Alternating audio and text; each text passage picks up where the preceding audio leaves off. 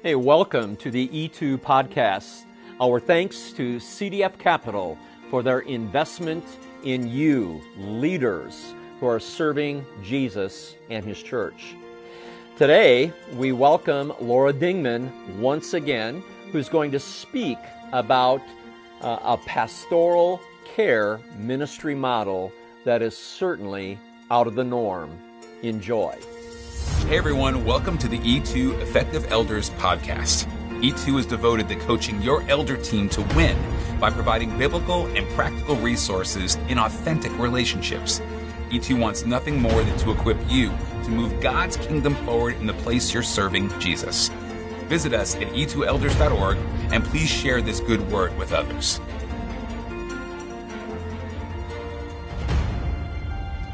So friends, we are back again this week with Laura Dingman, who is with The Creek here in Indianapolis. And Laura is leading a ministry that at its very core, its heart, is caring for people in a pastoral way. Now, Laura is really driving the bus in a different direction on this. The typical church has what we would call an emergency room-like approach to working with broken people. People arrive at the door, they're in crisis, or they're calling the church phone in crisis. They're emailing, save my marriage. How can you do that? You know, it's a triage of, well, make me better in this one visit, and then you'll never see me again. We cannot do that. We need to enter into relationship with people, and Laura and her team, they are willing and able, they're courageous in literally having a whole new approach to helping people find healing when life is broken. So, Laura, welcome again to our E2 podcast. We're so grateful that you said yes. Yeah. And so a few days ago, you spoke about the power of lament, the power of grief in a church family. And now I think it would be very intriguing if you could speak to shepherds of the flock, elders. Yeah. What is a new approach to helping people, both saved and not yet saved, Right. when life is broken, whether by an addiction, whether by a decision, a choice, a divorce, whatever? When life is broken and they show up on the doorstep of the church, what is a new, perhaps more effective model for ministry? Yeah. Well, I don't know that I would put the word new on it, just because spiritual direction has been around for centuries. I think it's been mostly a Catholic practice, so I think we've been a little bit, I don't know about this. Keep listening, all right? Keep listening, all right? So it's been around. It's been around for a while. I think what this is all kind of in me. It's been I've been a recipient of spiritual direction, which is essentially just having someone companion my journey with Jesus in a loving way, in a way that was biblically focused, in a way that has been such a gift. So I've actually personally walked with a spiritual director for almost a decade now. And the difference between, pastoral care is a very important thing. We do have to, when people come in, a lot of times the triage, if you don't deal with the first need of crisis, then no one can hear anything else. Right. But if that's all you ever only do, then sometimes it can be a Band-Aid over a situation that maybe something else is happening in. And so a question that we usually ask, instead of asking, how can I help you? The question that we're asking is, what is God doing here? So we're looking for the movement of God in the person's life. And so that also means I've got to have eyes on Jesus and His movement. There's a lot of discernment in spiritual direction where we're looking for how God might be shaping a situation, and we can never answer the question why God would allow something. Right. But then helping the person listen. But the difference between those two questions is so stark, so important. I want you to say it again. Yeah. so that we can really capture this Yeah. in our thinking, okay? Well, and I think the thing to notice is who's involved in each question. Yeah. Right? So when we say, how can I help you? Yep. It's about me helping you or the church helping you. Right. We're going to fix you. Yes. Like, what can I give you that would be helpful? And when the second question, the question that we're leaning into more is, what is God doing here?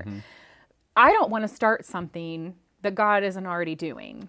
Got it. I don't want to go a different direction than what he's already doing. I want to partner with him in the work he's already begun. So as I'm watching and listening to a person share their story, that's what I'm looking for. Where is God working already? What might he be up to? And as I sometimes you just have to wait, and that also takes relationship with the person. So entering into relationship with that person and significant trust that God will be present, you know, and that God will follow. So in this different model of pastoral care, it sounds like there is a relational investment. Yes. Because if, for example, I come with a broken life, before I'm going to listen to you, I have to trust you. Right. So you're going to invest in a relationship. Right. And I have to have skin in the game and be willing 100%. to have that kind of a friendship. Right. So, because then when we build that element of trust, then I'm going to let you speak truth into my life. Right. Right. And this bridge of trust will bear the weight of that truth. Absolutely, yeah.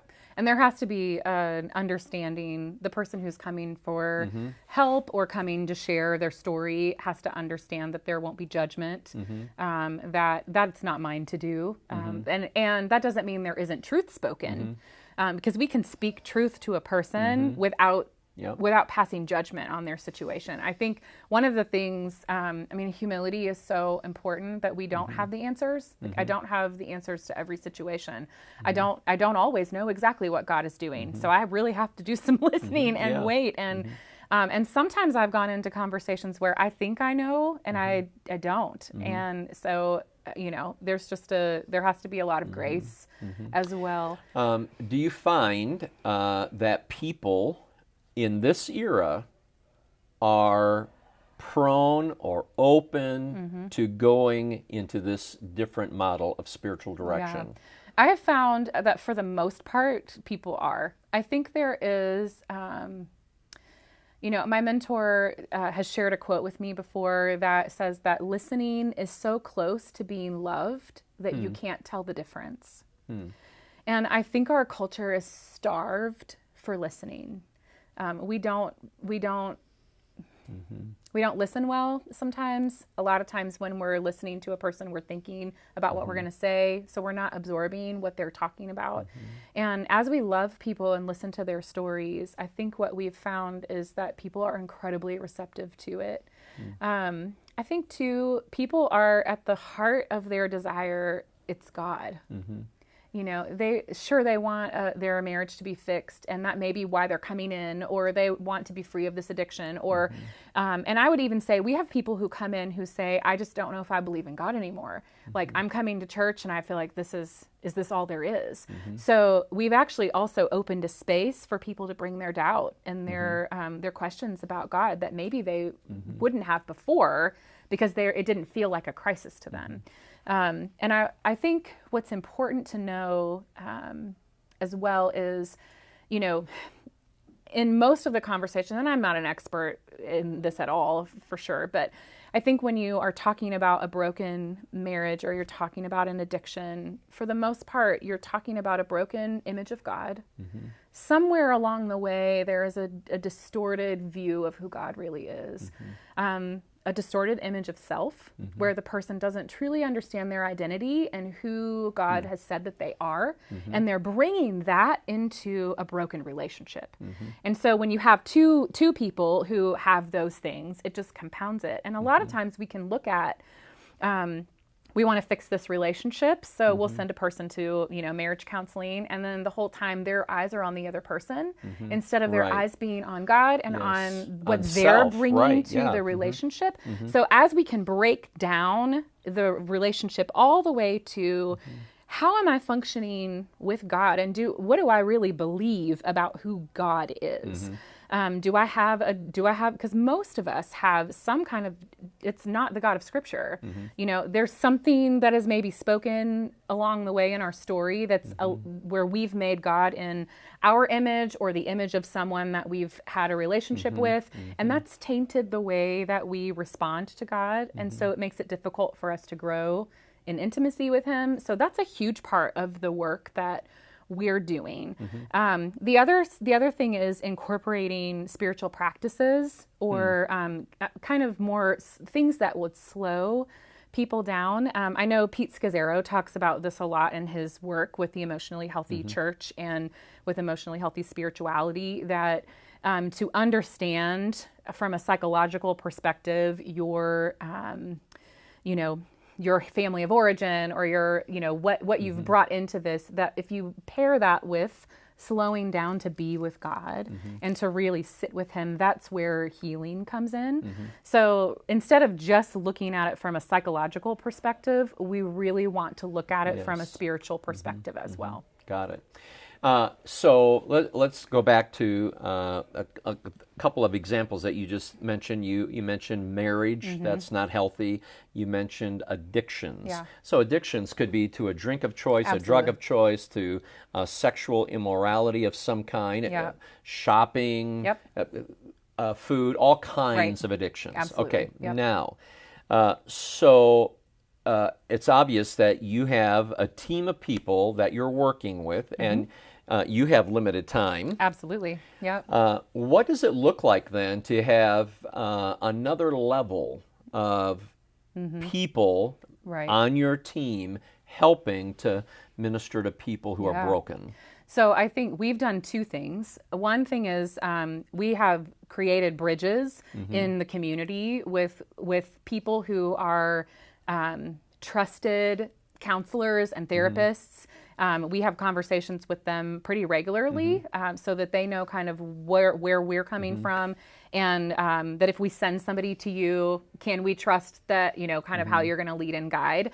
So we have a pretty significant list of people that will refer to outside, because there are situations where there are a lot of layers that even as an untrained therapist, that it's difficult for me to walk through, and that needs to be tended to. Yeah. So these are credentialed These people. are credentialed, licensed therapists and counselors that are in our community that we want to reach out and work with. And with a relationship to Christ. Yes, that they're all Christian counselors. We've had conversations, so we know their biblical background. They So know it sounds where like we're. you have vetted We have them. vetted them and said these would be good people for you to go to. Good. And then the other piece of that is we have groups of people who have experienced healing from those specific things that are willing to walk with others through their healing.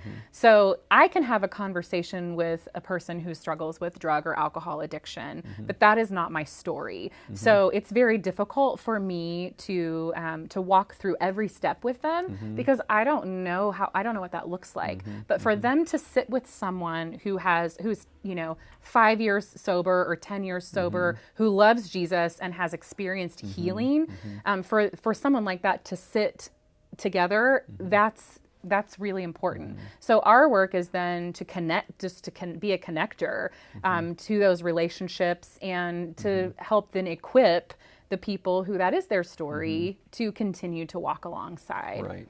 And to create spaces where people can be received in that. So in that way. how this whole team called the Spiritual Direction Team, just talk about the nomenclature, because I'm confident that when you took the driver's seat of the bus and the bus had a new name on its side, you had to do some explaining, some teaching, some communicating, right? We did. Okay, Yeah. talk about that a little bit, please. Yeah, I think the question that we already talked about was really key and important. This, instead of asking, how can I help, to ask, what is God doing? The other thing that's kind of driving, there's a study that George Barna did on the 10 stops of a spiritual journey. And this was a really important piece of information for us, an important work for us. And essentially, and I can share that so you can share that with people if they want to see what the specific stops are. But the first few stops are sort of this, where you're looking for God, you're finding God, you're saying yes to, you're saying yes to Jesus. And then the stop 5 is a commitment to faith activities. And what Barna found was that 89% of people who profess to be Christians stopped at stop 5. And then after that, and I think that's important to see what comes after, that those 89% of people then are actually missing. So the things that come after that are, experiencing discontent, like a holy discontent within you, that restlessness that we sometimes feel that God then leads us into something else. I think it's really significant to know that one of the stops that those 89% of people are missing is a personal brokenness for sin. That there are a lot of people who are coming that are committed to behavior, to the behavior of coming to church or the behavior of reading their Bible, and they're checking it off, but there isn't a personal brokenness. There is not something that's happened in their heart that is just broken for God. And then the last two stops are the great, as Jesus summarized the greatest command, that you would love the Lord your God with all your heart, soul, mind, and strength, and that you would love other people, humanity, your neighbor as yourself. And the study actually found that only 1% of people were actually living in that. And I think it's significant for us to, because it's easier, you can't program spiritual direction because it's so unique to every person. Each person has a different story. Each person has a different way that God is meeting them. God's doing something different in everyone's lives. But there are truths that we can talk about that are universal. And I would tend to think that it's very important that at the heart of it, somebody has to want to be directed. Desire is a huge desire has to huge be thing. And as we look at the life of Jesus, a hallmark trait of his was his humility. He humbled himself, became obedient to death, even death on a cross. So I'm not going to be teachable in spirit unless I'm humble in heart. And only then could somebody speak into my life to where I would listen and be directed. I think one of the other things we've found that I think is really important to mention is a lot of what we run into is behavior based. And so our tendency is to fix the behavior. And what we have to do is dig a little deeper and find out what's fueling the behavior. So why is this behavior happening? So whether it's, I think about different kinds of sins that we encounter, and there's so much shame involved in them. And so we want to just quit the behavior instead of going, what's going on under the surface that's actually propelling me toward this behavior?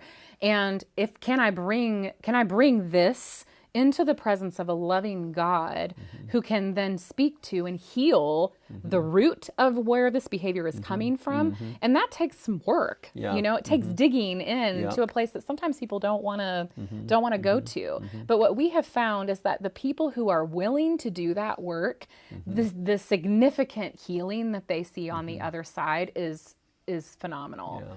And it really does make a difference. And so it's much more than behavior modification. Absolutely. Well, again, you've been very helpful to us as elders as shepherds of the flock. It's even one of our names in the New Testament Greek. Poimen, we are shepherds, and we have to have a heart for people who are broken. And it may be that in the church where you serve and lead, that this kind of a new model, even though it's centuries old, it may be totally new to the church family that you lead, and it would be well worth conversing over. It would be well worth investigating, and I'm confident, again, Laura would be available to you for a phone conversation and email exchange. Remember, Laura, Laura Dingman, Dingman @thecreek.org. Laura, thank you. You're so welcome. Not just for speaking in these few moments, but sincerely, thank you for answering God's call on your life. And when He called you to serve, you said yes. We are all the better because of you. Thank you. Have a great week in the Lord.